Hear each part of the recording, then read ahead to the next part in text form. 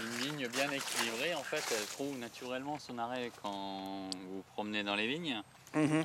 C'est assez facile à voir si le vigneron, on va dire, a plutôt bien travaillé ou moins bien. Mhm. C'est-à-dire, quand on taille la vigne, l'ensemble de la végétation, tous les sarments sont palissés, sont rentrés dehors. Mhm. La vigne va pousser. Donc ici, là, vous avez chaque fois un œil.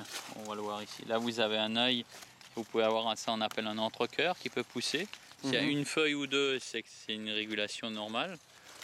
On va monter vers le haut de la vigne et on voit que le vigneron a coupé ici la pointe. Là, on est passé, on a coupé une fois la pointe.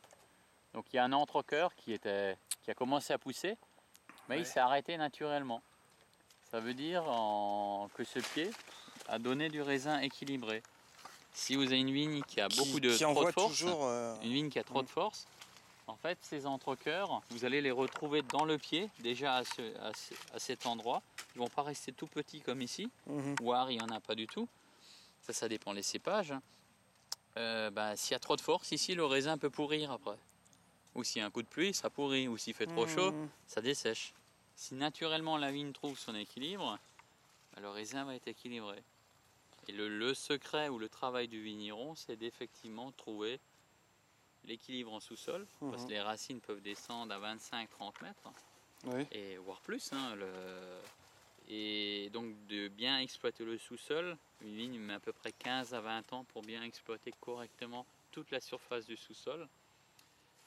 Et après on a cet arrêt de croissance dès le mois de juin ou juillet. La vigne s'arrête de pousser naturellement et commence déjà à faire les réserves de sucre pour les vendanges qui ont lieu au mois d'octobre, fin septembre, octobre. Et ça soit même à la couleur, quand vous avez des couleurs jaunes, dorées, c'est une maturité normale, équilibrée. Là, sans goûter le vin, le vigneron, ceux qui ont l'habitude, il sait que là, bon, le gars, à part qu'il a fait le con, au moins qu'il a fait le con après, mais il a une belle matière première, il est quasiment sûr à 90%, 99% de faire un grand vin derrière. C'est une grosse partie du travail qui est déjà fait, quoi. Pour nous, c'est plus qu'une grosse, c'est la partie, quoi. C'est 99%. Ouais, parce qu'après. C'est comme pour cuisiner, si le poisson n'est pas frais, c'est les vous pouvez matières la donner au premières. meilleur chef. Nous, c'est le raisin, la matière. Et le travail du vigneron, c'est d'arriver à avoir cette maturité du raisin, qu'elle soit la plus complexe en fonction du terroir. Il y a des terroirs qui savent exprimer mieux, d'autres moins bien. Mais après, c'est l'intérêt de l'histoire aussi du lieu qui fait que sur ce type de sol, on va plutôt planter tel cépage ou tel cépage parce qu'il révèle au mieux l'identité du terroir. Et il y a d'autres terroirs où il y a juste un cépage, deux cépages qui réussissent.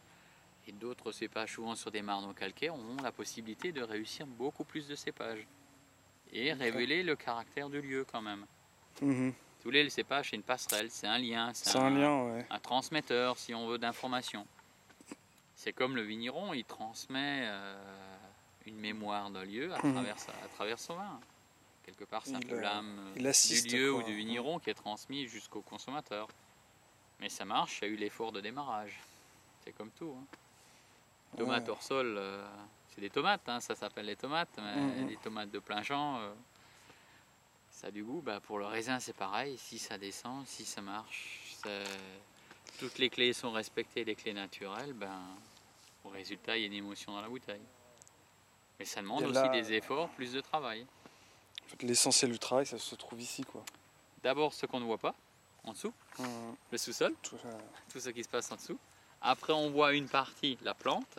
Donc, si c'est déséquilibré, elle peut réagir en fonction des maladies ou mieux se défendre en fonction des climats. Parce que il y a certains vignerons, on va travailler avec des plantes, on va faire des infusions de plantes qu'on va mettre sur les feuilles. Là, on parle de la biodynamie, non? Des gens en biologie, en biodynamie, oui. Ou même des gens qui ne sont même pas labellisés et qui le font parce que c'est ceux qui respectent au mieux la matière première.